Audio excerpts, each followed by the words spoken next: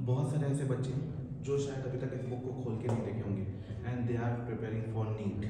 वो नीट 2023 हो सकता है, नीट 2024 हो सकता है, या नीट 2025 हो सकता है। आज इस वीडियो से मैं आपकी आंखें खोल देने वाला हूँ। इस वीडियो में मैं दिखाऊंगा कि एनसीईआरटी कितनी इंपॉर्टेंट है, कैसे लाइन टू लाइन बिना डाटा चेंज किए, एग्जाम्पल में जैसे क्वेश्चन थे, एक्सरसाइज में जैसे क्वेश्चन थे, बिना डाटा चेंज किए एनटीए वालों ने नीट 2022 के पेपर में रख दिया था। तो बिना टाइम वेस्ट किए चलो चलते हैं। पेज नंबर के साथ बताऊंगा, हर एक पेज बताऊंगा कि कहाँ से उठाया गया था क्वेश्चन। और फिजिक्स की एनसीईआरटी इंपॉर्टेंट है, ये बात आपको इस वीडियो से पता चल जाएगी। अब फिजिक्स एनसीईआरटी को यूज कैसे करना है, ये बात जानने के लिए आप ये वीडियो में दी गई लिंक जो ऊपर आ रही होगी उसको जरूर देखिएगा। ओके, तो अब मैं दिखाता हूँ नीट 2022।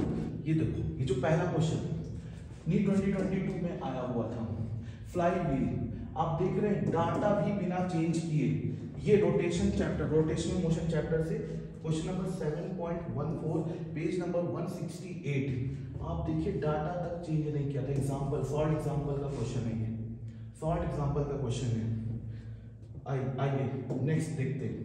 अब जिस बच्चे ने इस क्वेश्चन को सॉल्व किया होगा, क्या कॉन्फिडेंस लेवल रहा होगा उसका पेपर में।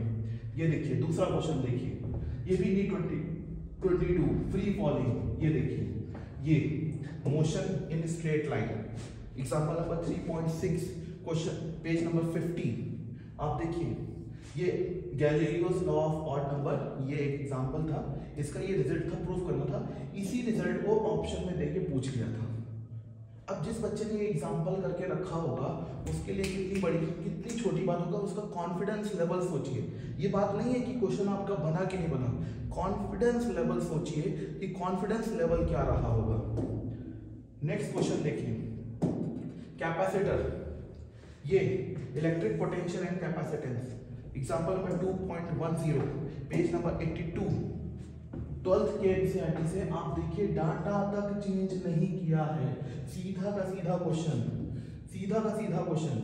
यहाँ भी electrostatic energy stored in the system पूछा है, यहाँ भी electrostatic energy stored in the system, and फिर ये नीट का क्वेश्चन है। अब आप देखिए सेक्शन बी का क्वेश्चन है, सेक्शन बी का क्वेश्चन टफ माने जाते हैं, लेकिन उनके लिए क्या ही टफ रहा होगा जिसने ये क्वेश्चन सॉल्व करके गया होगा। अब आपको लग रहा है कि कहीं आपकी प्रिपरेशन में लैग था, तो कहाँ था? कहीं ऐसा तो नहीं कि आपने एनसीईआरटी फिजिक्स की अभी तक खोल के नहीं देखी है। ये देखिए, ये सेमीकंडक्टर का क्वेश्चन आया था, हाफ इनपुट फ्रीक्वेंसी इज ये half wave rectifier, then the output frequency. ये देखिए, इन हाफ वेव रेक्टिफायर बस डाटा चेंज किया है, यहाँ पे 60 है, यहाँ पे 50 है। मतलब एग्जामिनर ने इतना भी दिमाग नहीं लगाया, 50 के बाद 60 रख दिया। Same semiconductor question, exam exercise question, मतलब ये एक्सरसाइज का तो जो बैक एक्सरसाइज है उसमें से आया। मतलब अभी तक आपको ये लग रहा होगा कि सिर्फ सॉल्व एग्जांपल इंपॉर्टेंट है, इस क्वेश्चन के बाद आपको समझ में आया होगा कि एक्सरसाइज क्वेश्चन भी इंपॉर्टेंट है। यहाँ पे पेज नंबर 497 से सीधा उठाया हुआ क्वेश्चन था। नेक्स्ट देखिए, ये plane angle and solid angle. अब जिसने इसकी थ्योरी पढ़ी होगी, ये पहले ही चैप्टर है यूनिट एंड डायमेंशन, थ्योरी में से आया था, क्वेश्चन पेज नंबर 17 क्लियरली लिखा हुआ है, the unit for plane angle is radian and the symbol is radian, the unit for solid angle is this with the symbol. Both देखिए clearly लिखा है, both these are dimensionless quantity. NCERT के line से सीधे चिपका दिया question, सीधे चिपका के रखा है। ये देखिए, अब ये लिफ्ट वाला इलेक्ट्रिक पावर का क्वेश्चन आया था, sorry lift work power energy से था, जस्ट वैल्यू चेंज की थी। ये थोड़ा सा लिटिल बिट है ना, इतना नॉर्मल क्वेश्चन नहीं था, सब बच्चों से नहीं होता है ये। अब आप देखिए, जिस बच्चे ने यहाँ पे work power energy chapter work power energy example number 6.11 page number 128, आप देखिए बस डाटा चेंज किया है। और तो और एनसीईआरटी में थोड़ा सा टफ था, इसमें किसमें पूछा था, हॉर्स पावर में पूछा था, और इन्होंने किसमें पूछा है, वॉट्स में पूछा है, इन्होंने वॉट्स में पूछ लिया था। नेक्स्ट क्वेश्चन देखिए, देखते जाइए आप बस। ये देखिए, ये सोलेनॉइड का क्वेश्चन आया था, 100 टन्स पर घंटा। इधर डाटा चेंज है, ये देखिए सोलेनॉइड का, यहाँ पे भी देखिए लॉन्ग सोलेनॉइड मान के यहाँ पे रेडियस दिया था, लॉन्ग सोलेनॉइड नहीं बोला था यहाँ पे, लेकिन जो सॉल्व किया है लॉन्ग सोलेनॉइड मान के ही सॉल्व किया है क्वेश्चन को। Moving charge and magnetism, question example number 4.9 page number 154। यकीन नहीं है तो खोल के देख लीजिए, चेक कर लीजिए आप। ये देखिए, ये मॉडर्न फिजिक्स में से ये क्वेश्चन आया था, ये एनसीईआरटी चैप्टर न्यूक्लियाई थ्योरी में से उठाया है, पेज नंबर 450, पेज नंबर 450। अब आप देखिए बीटा डीके से था। अब यहाँ पे ये एक इक्वेशन दी गई है, इसमें आप देखिए यही इक्वेशन उठा के यहाँ पे रख दिया पेपर में, यही इक्वेशन उठा के यहाँ पे रख दिया है, बस यहाँ पे यही चीज है आपका आंसर। देखिए अब आप समझ रहे हैं एनसीईआरटी किस लेवल की पढ़नी है। अभी आप यहाँ से घबराइए नहीं, 4 बुक हैं आपके पास एनसीईआरटी की, मैं आपको बताऊंगा कि कितना पढ़ना है, क्या पढ़ना है, क्या नहीं पढ़ना है, आप देखते जाइए वीडियो, डोंट वरी। ये एक और क्वेश्चन जो सेम चैप्टर न्यूक्लियाई का था, एक्सरसाइज, ये एक्सरसाइज बैक एक्सरसाइज में से तो उठाया था, लास्ट क्वेश्चन थ्योरी में से था, ये क्वेश्चन बैक एक्सरसाइज में से था, 13.11 पेज नंबर 463।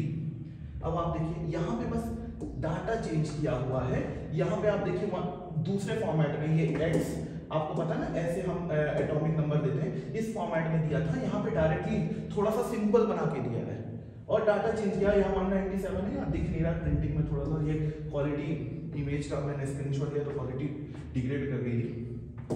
नेक्स्ट देखिए आप, और देखिए ये एलसीआर सर्किट का क्वेश्चन है, एलसीआर सर्किट 2 क्वेश्चन। अब आपको लगता होगा सॉल्व एग्जांपल में 2, ये देखिए 2 ही, suppose the frequency of previous example, ये कनेक्टिंग प्रॉब्लम है।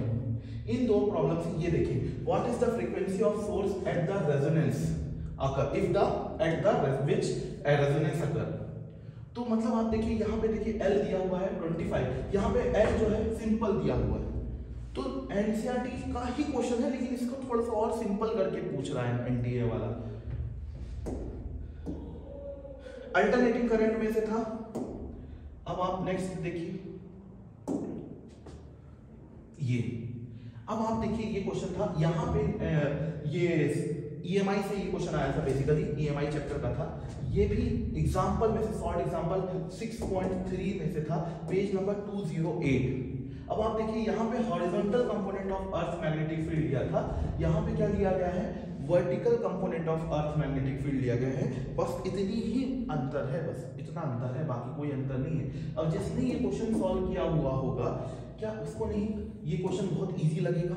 मेरा यही पॉइंट है, अगर ये क्वेश्चन आप पहले से सॉल्व करके रखे हो तो ये क्वेश्चन आपके लिए बहुत इजी हो जाएगा और वहां पे कॉन्फिडेंस कितना बढ़ जाएगा आपका। अब आप देखिए ये फिजिकल क्वांटिटी की टेबल बनी रहती है, ये टेबल बनी रहती है। अब यही देखिए ये पहले टेबल, यहीं से ये जितनी भी फिजिकल क्वांटिटी की टेबल है ना आपके एनसीईआरटी में बनी हुई होगी, ये इस टाइप की टेबल बनी है, इसी में से जो ये पैरामीटर्स हैं, इसी के डायमेंशनल पूछ लेता है। अब पेपर में अपने पास इतना टाइम नहीं, अगर एक देखा हुआ रहता तो आसानी से हो जाता। देखिए सीधा उठा के पूछा है, moving charge and magnetism, page number 168। अब आप देखिए ये, अब देखिए वैसे तो ये क्वेश्चन इजीली किसी भी टीचर के नोट्स में मिल जाएगा, इजीली मिल जाएगा। आज इसलिए एनसीईआरटी पढ़ने की जरूरत नहीं थी, ये अंकल पूछा था, हालांकि एनसीईआरटी का लाइन नहीं है, लेकिन कोई भी टीचर के नोट्स में ये चीज प्रेजेंट रहता है। Electric potential and capacitance, page number 60, theory से उठाया गया था ये क्वेश्चन।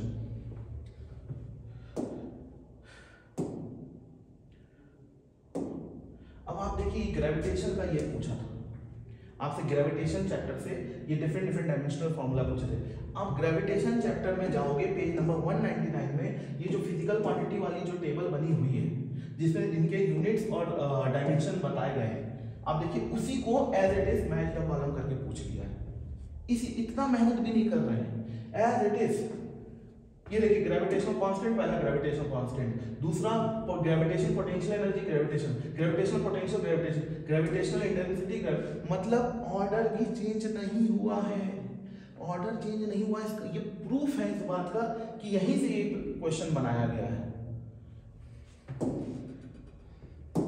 अब देखिए ये रिलेटिवली टफ क्वेश्चन आया था कि जो स्ट्रेचिंग ऑफ स्प्रिंग है इस ईयर मॉडुलस पर डिपेंड करता है, ये सेक्शन बी का क्वेश्चन था।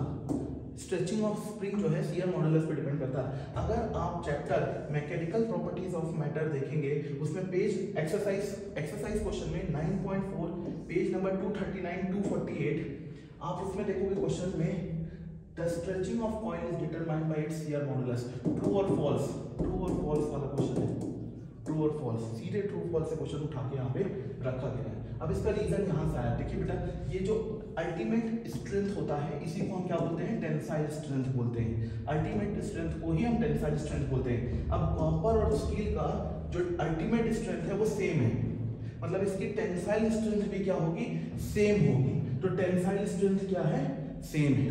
तो ये रीजन रॉन्ग था, असर्शन इज करेक्ट। अब कुछ क्वेश्चन आए थे एनसीईआरटी एग्जाम्पलर से। अब आप मैं दिखाता हूं हूबहू क्वेश्चन जो एनसीईआरटी एग्जाम्पलर से आए थे।